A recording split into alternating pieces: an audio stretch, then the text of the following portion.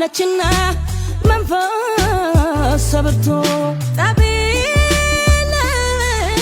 በማስማማቱ ቂምን ማርከሻ አላት ብላቱ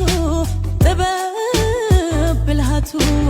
አላት ትግስቱ ስለ አንድነቱ እሰብካለሁ ሰላም ፍቅርን ዘምራለሁ የተሻለን ነገን ሳልም ሩቅ አስቤ ቅርብ አላድርም የአገር ካስማ ሴት ነኝ እኔ ለሀቅ ኖር በዘመኔ የአገር ካስማ ሴት ነኝ እኔ የበረታው በወገኔ